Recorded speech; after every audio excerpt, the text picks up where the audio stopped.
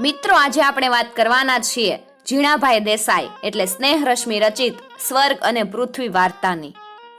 જો તમે 2012ની આજુબાજુ ધોરણ 9માં ભણતા હશો તો તમે છાયા અને ગંધર્વની આ વાત ગુજરાતીના પાઠ્યપુસ્તકમાં જરૂરથી સાંભળી હશે. ઇન્દ્રનો તે માનીતો ગંધર્વ હતો. જ્યાં જ્યાં એ જતો ત્યાં લતાઓની જેમ અપ્સરા વૃંદ એને વીંટળાએ જ વેળ્યું હોય. સ્વર્ગમાં તે સૌ કોઈનો માનીતો હતો. એના સંગીતથી સ્વર્ગનો પ્રકાશ વધુ તેજસ્વી બનતો, નંદનવન નવપલ્લિત બનતું અને સ્વર્ગમાં શાશ્વત વસંત ખીલતી. પણ એક દિવસ તેણે સ્વર્ગની પરંપરા તોડી. અપ્સરાઓ સાથે વ્યોમ વિહાર કરતો કરતો એક વખત એ ધરતી તરફ આવી ચડ્યો. સ્વર્ગમાં કદી ન જોયેલું એવું એણે ત્યાં જોયું. દિવસાંતે લતા પર કરમાઈ ઢળી પડતા કોઈ એક નાજુક કુસુમના જેવી કોઈ યુવતીને એક એકાંકી શિલા ઉપર બેઠેલી તેણે જોઈ. તે યુવતીની આંખમાં આંસુ હતા. સ્વર્ગનું સુંદરમાં સુંદર મોતી પણ એ અશ્વબિંદુની સ્પર્ધામાં પાણી વિનાનું લાગે એવી એને પ્રતીતિ થઈ. જીવનમાં પહેલી જ વાર એણે આંસુને જોયા. સ્વર્ગમાં આંસુ હોતા જ નથી. ગંધર્વએ એ દ્રશ્ય જોતા ચકિત થયો. એ આંસુ જોતા અગાઉ કદી નહીં અનુભવેલી લાગણી એના ઉરમાં જન્મી. સાથે સાથે એણે એના નિશ્વાસ પણ સાંભળ્યા. એ પણ એને મન નવું જ હતું. સ્વર્ગમાં નિશ્વાસ હોતા જ નથી. ગંધર્વે તો યુવતીને પૂછ્યું, હે કમલાક્ષી, તારી આંખમાંથી આ મોતી શી જરે છે? તે યુવતી બોલી, ભાઈ, એ મોતી નથી. અહીંયા ધરતી પર અમે એને વિરહના આંસુ કહીએ છીએ. પણ એ વિરહના આંસુ એટલે શું? એ શબ્દો દ્વારા નહીં વર્ણવાય, એ તો અનુભવથી જ સમજી શકાય. ગંધર્વને આ બધું રહસ્યમય લાગ્યું. તે સુંદરીને અવલોકતો એ પોતાના પથમાં સ્તંભી ગયો. અપ્સરાઓ હસવા માંડી. એમને એનું આ કુતૂહલ અર્થ વિનાનું લાગ્યું. પણ ગંધર્વના હૃદયના તાર ઝણઝણી ઉઠ્યા. તેણે અપ્સરાઓને કહ્યું, તમે જતા થાવ, હું ઘડીકમાં તમને પકડી પાડીશ. અને હસતી હસતી અપ્સરાઓ ચાલી ગઈ. ગંધર્વ જ્યારે સ્વર્ગમાં પાછો આવ્યો ત્યારે પોતાના હૃદયમાં તે કોઈ નવું જ તદ્દન અપૂર્વ સંગીત લઈને આવ્યો હતો. એ હતું આંસુનું સંગીત. પોતાની પ્રાણપ્રિય વીણા ઉપર ગંધર્વે જ્યાં નવા સૂર જગાડ્યા એની મીંડમાંથી અનેક ડુસકાઓ જાગી જાગી અને સ્વર્ગની ઊંચી ઊંચી અટારીઓમાં પ્રતિધ્વનિત થવા માંડ્યા. સ્વર્ગે કદી નહીં સાંભળેલું અને નહીં અનુભવેલું એવું આંસુનું સંગીત એણે જગાડ્યું. આ એનો અક્ષમ્ય ગુનો. સ્વર્ગમાં કોઈએ આંસુની વાત જ ન કરી હોય. ત્યાં આંસુની વાત થઈ જ ના શકે. ત્યાં નિશ્વાસનું નામ જ ન લેવાય.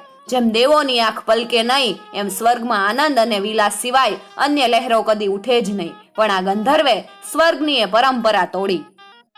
એ નિયમ ભંગને અંગે એને સ્વર્ગમાંથી પદભ્રષ્ટ કરવામાં આવ્યો. ગંધર્વે સાંભળતા ધ્રુજી ઉઠ્યો. ઇન્દ્રને તે પગે પડ્યો. વિનંતીને વિનવણીઓ કરી. અંતે તેને જણાવવામાં આવ્યું કે ધરતી ઉપર 6 વર્ષ વસ્યા પછી એને પાછો સ્વર્ગમાં તેડવામાં આવશે. ગંધર્વ સ્વર્ગમાંથી ધરતી ઉપર આવ્યો. કોઈ એક ગાઢ અરણ્યમાં તે આવીને પડ્યો. જ્યારે તેની મૂર્છા ઉતરી ત્યારે પોતે કોણ હતો એના કંઈક ઝાખા ઝાખા સંસ્કાર એના મનમાં રહ્યા હતા. કોઈ અસહ્ય વ્યથાથી એના અંગો કરતા હતા. એના હૃદયમાં ગમગીની હતી. ધરતી ઉપરનું બધું એને તદ્દન નવું નવું લાગ્યું. તેને અસહ્ય એકાંત લાગવા માંડ્યું. પોતાનું સ્વર્ગ વારંવાર એના મન સમક્ષ તરવા માંડ્યું. ક્યાં સ્વર્ગના એ હાસ્યના ફુવારા, આનંદની છોડો, સંગીતનો પ્રકાશ અને ક્યાં અરણ્યનું શુષ્ક એકાંત. એવામાં એને કાને કોઈના રુદનનો ધ્વનિ પડ્યો. એણે ચમકીને એ દિશામાં જોયું. કોઈ એક શબ્દને કેટલાક માણસો સ્મશાને લઈ જતા હતા. તેમાંના કેટલાક રડી રહ્યા હતા. શબ્દની નજીક કોઈ એક યુવતી ચાલી રહી હતી. એના મુખ ઉપર કોઈ અલૌકિક તેજ હતું. તેના લલાટ ઉપર કુમકુમની અર્ચા શોભી રહી હતી. કેટલાક લોકો એને કહેતા હતા, બેન, પાછી જા, પાછી જા. એમ એ શબ્દની વધુ ને વધુ નિકટ જતી હતી. ગંધર્વને એ બધું તદ્દન નવું લાગ્યું. એણે સ્વર્ગમાં સાંભળ્યું હતું કે ધરતી પર માણસોને એક દિવસ મરવું પડે છે. પણ એ વખતે એને ખ્યાલ ન હતો કે ચેતનહીન દેહ ઉપર આવું અપાર હેત વર્ષાવાતું હશે. તેનું કુતૂહલ વધ્યું. તે શબની પાછળ ગયો. સ્મશાનમાં ગયા પછી લોકોએ શબને ચિતામાં પધરાવ્યું. પેલી યુવતીના મુખ ઉપર અપૂર્વ તેજ ઝળક્યું. આનંદ ભર્યા વદને તે અગન ફૂલોની શૈયા ઉપર ચડી ગઈ. પોતાના મૃત પતિનું શિર એણે પોતાના ખોળામાં લીધું. વિરહનું એક અસહ્ય મૃદુતા ભર્યું, વેદના ભર્યું ગીત એણે ગાયું. ગંધર્વનો પ્રાણ વ્યાકુળ થઈ ઉઠ્યો. શું ધરતી ઉપર માણસો આવા પ્રેમથી ચાહી શકે છે? મૃત્યુથી એ પર એ અપૂર્વ દ્રશ્યની સ્મૃતિ મનમાં વારંવાર જગાડતો એ અરણ્યમાં ચાલવા માંડ્યો. ચાલતા ચાલતા એને થાક લાગ્યો. હવે તો ક્ષુધા પણ પાર વિનાની લાગી. થાકીને લોથપોથ થઈ એ એક ઝાડ હેઠળ પડ્યો. જ્યારે તે ઊંઘમાંથી જાગ્યો ત્યારે ઝાડ ઉપર પંખીઓ મધુર કૂજન કરી રહ્યા હતા. તાજા ફૂલોની મૃદુ સોડમ વાતાવરણમાં પ્રસરી રહી હતી. એણે જોયું તો પોતાની આસપાસ કુસુમો વેરાયેલા હતા. સામે એક કેળના પાંદડામાં થોડાક ફળો અને એક પડિયામાં દૂધ હતું. તે ચકિત બન્યો. કોણે પોતાના માટે અહીંયા આવું મૂક્યું હશે? સ્વર્ગના એ ગંધર્વને આ પ્રકાર તદ્દન નવો લાગ્યો. એવામાં એણે સામે નજર કરી. જાણે કોઈ કળી હાલમાં જ ખીલી હોય એવી કોઈ 15-16 વર્ષની કિશોરીને એણે સામે બેઠેલી જોઈ. એની આંખમાંથી અપાર સ્નેહ અને સહાનુભૂતિ વર્ષતા હતા. ગંધર્વે તેને પૂછ્યું, હે શું સ્મિતે, કોણ છે તું? તારું નામ શું? મારું નામ છાયા. મારા પિતાનું ઘર અહીંયાથી થોડેક દૂર જ છે. એમ કહી એ કિશોરી હરણીની જેમ ત્યાંથી નાસી ગઈ. ગંધર્વ આતુર નઈને દૂર અદ્રશ્ય થઈ જતી છાયાને જોઈ રહ્યો. તેને પોતાનું સ્વર્ગ યાદ આવ્યું. તે અપ્સરાઓ યાદ આવી. તેણે એક ઊંડો નિશ્વાસ નાખ્યો. ગંધર્વના દિવસો આમ એક પછી એક પસાર થવા લાગ્યા. રોજ ઊંચે આકાશ પ્રતિ દ્રષ્ટિ નાખી એ નિશ્વાસ નાખે અને સ્વર્ગનું ચિંતન કરે. આકાશમાં કંઈક ફડફડાટ થાય તો તરત ચમકીને આશાભરી દ્રષ્ટિ એ પ્રતિ માંડે ને પાછો નિરાશ બની જાય. છાયા રોજ 2 વખત એની પાસે ખાવાનું મૂકી જતી. કેટલી વાર એ સામે નીરવ બેસી રહી ગંધર્વને વિલોક્યા કરતી. ગંધર્વના વલ્કલોને તે રોજ સારી રીતે ગોઠવતી. તેનું રહેવાનું સ્થળ નિયમિત રીતે સાફ કરતી અને ગંધર્વ એની સાથે કંઈક વાત કરવાની શરૂ કરે કે તરત શરમાઈને પોતાની આંખ ઢાળીને તે નાસી જતી. ધીમે ધીમે તે ગંધર્વની સાથે વધુ ને વધુ હળતી ગઈ. એક વખત ગંધર્વને એણે ગાતા સાંભળ્યો. એણે એક સારંગી બનાવી ગંધર્વને ચરણે ધરી. ગંધર્વના નેણ એ પોતાના પ્રિય વાદ્યને જોતા ચમક્યા. છાયાને પોતાની નિકટ બેસાડી એણે એ સારંગીને રડાવી, હસાવી અને નચાવી. જાત જાતના એણે એમાંથી સૂર કાઢ્યા. એ સૂરોમાં બદલાતા ભાવોનું પ્રતિબિંબ છાયાના મુખ ઉપર પડતું જોતા એને ખૂબ આનંદ થયો.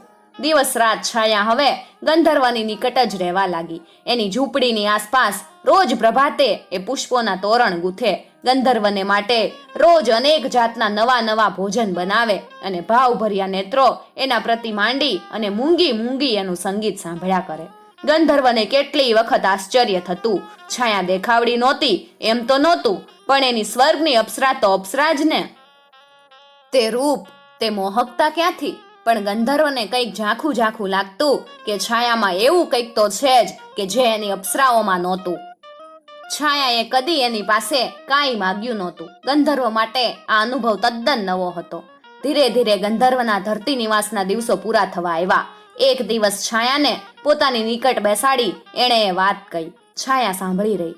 એણે કંઈ જવાબ ન આપ્યો. એની આંખમાંથી બોર જેવડા આંસુ ટપકવા લાગ્યા. ગંધર્વએ જોઈ રહ્યો. છાયા માટે એના હૃદયમાં કરુણા જાગી.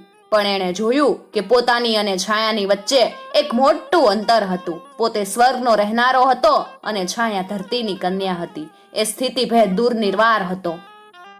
એમ કરતા 6 વર્ષ પૂરા થવા આવ્યા. હવે તો એક જ દિવસ બાકી રહ્યો. બીજે દિવસે તો સ્વર્ગમાંથી પોતાને તેડવા વિમાન આવવાનું છે એમ ગંધર્વને ખાતરી થઈ. પહેલા તો એને થયું કે છાયાને એ વાત નથી કહેવી, એ જ ઠીક છે. પણ 6 વર્ષ સુધી પોતાની અંગની છાયાની જેમ જ જે પોતાની સાથે રહી હતી એને હું જાઉં છું છાયા એટલું કહેવા જેટલો વિવેક ન કરાય તો ઈ તો અજુગતું લાગે. એથી હાંજે આથમતી સંધ્યા સમયે એણે છાયાને કહ્યું, છાયા, કાલે મને તેડવા વિમાન આવશે એટલે હું હવે સ્વર્ગે પાછો જઈશ. છાયા નિરુત્તર રહી. માત્ર એની આંખે જવાબ આપ્યો અને એ આંસુથી. ગંધર્વનું હૃદય દ્રવ્યું. પણ શા માટે એ નથી સમજતી કે પોતે આ લોકનો નથી? 2-4 દિવસ એને જરાક સાલશે પણ પછી એ ભૂલી જશે એમ એણે એનું મન વાળ્યું.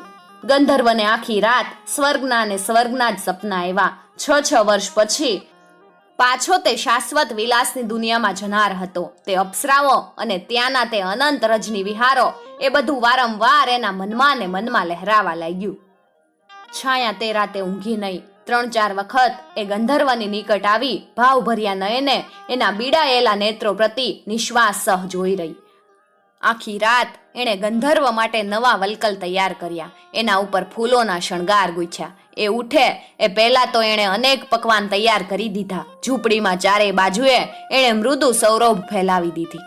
ગંધર્વનું હૃદય તો આનંદથી ભર્યું હતું. એ આનંદના ઘેનમાં ઝૂંપડીમાં થયેલો ફેરફાર પણ એને ધ્યાનમાં આવ્યો નહીં. પોતાના નવા સુંદર વલ્કલોનો પણ એને ખ્યાલ રહ્યો નહીં. ઉતાવળું ભોજન આટોપી એણે છાયાને કહ્યું, છાયા, હું હવે જઈશ. મારાથી હવે અહીંયા વધુ નહીં રહેવાય. શ્વેતગીરી પર મને તેડવા આજ વિમાન આવશે.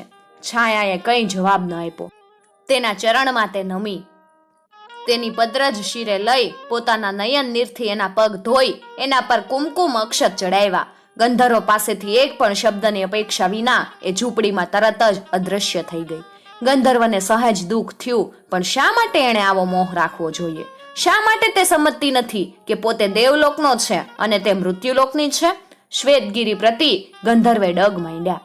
રસ્તામાં એને કોઈ અપૂર્વ સુરભીનો ખ્યાલ આવ્યો. તેણે તે ક્યાંથી આવે છે એવું જોવા નેણ ફેરવ્યા તો પોતાના વલ્કલ તરફ એની નજર પડી. ત્યારે જ એને ખ્યાલ આવ્યો કે આખી રાત જાગી છાયાએ તેના સ્વર્ગ ગમન માટે આ સુંદર કુસુમ સજ્જ વલ્કલ તૈયાર કર્યા હતા. તેને આજનું એ અમૃત મીઠું ભોજન પણ યાદ આવ્યું. કેવો પ્રેમ, કેવો સ્વાર્થ ત્યાગ! છાયાને પોતે કૃતજ્ઞતાનો એક મીઠો પણ શબ્દ ન કહ્યો. સ્વર્ગમાંથી પોતે ધરતી પર જે દિવસે આવ્યો એ પ્રસંગ તેને યાદ આવ્યો. જે સ્વર્ગના લોકોને દિવસ રાત તે પોતાના અદ્ભુત સંગીતથી ગાંડા કરતો હતો, તેમણે જ્યારે તે સ્વર્ગમાંથી પૃથ્વીલોક પર આવ્યો એ પ્રસંગ યાદ આવ્યો. તેણે વિચાર્યું કે એકવાર છાયાને મળે અને એને ધન્યવાદ કરે. આમ વિચારી એ છાયાના ઘર તરફ ચાલ્યો. ત્યાં જઈને એણે ઘરની બહારથી જ બૂમ પાડીને છાયાને બોલાવી, છાયા, છાયા, છાયા. ઘણી જ વાર સાદ પાડ્યા પછી એ ઘરની અંદર ગયો. ત્યાં જઈ એણે એવું કંઈક જોયું કે જાણે એના પોતાના શ્વાસ થંભી ગયા. દાદાજી છાયાને પોતાની છાતીથી લગાવીને જોર જોરથી રડતા હતા. ગંધર્વે ધીરે ધીરે તેના કદમ આગળ વધાર્યા. એ છાયાની નજીક આવ્યો અને દાદાજીને પૂછ્યું, શું થયું? દાદાજી કંઈ જ ન બોલ્યા. ગંધર્વે છાયાને પોતાની ગોદમાં લીધી અને જોયું કે છાયાના શ્વાસ થંભી ગયા હતા. આટલું જોઈ એણે જલ્દીથી છાયાને પોતાની ગોદમાં લીધી અને એ રડવા લાગ્યો. ઢળતી રાતનો એક મુસાફિર સવારે અલવિદા કહીને ચાલ્યો ગયો. જીવતે જીવતા છાયા ગંધર્વની ન થઈ શકી, પરંતુ મરતા જ ગંધર્વ ઉપર પોતાનો હક જતાવી અને આ દુનિયામાંથી ચાલી ગઈ. સ્વર્ગથી આવેલું વિમાન ગંધર્વને લીધા વિના જ પાછું ગયું. ગંધર્વે પોતાની બીજી જિંદગી એ જ ઝૂંપડીમાં વિતાવી, એ પણ એ જ વલ્કલની સાથે.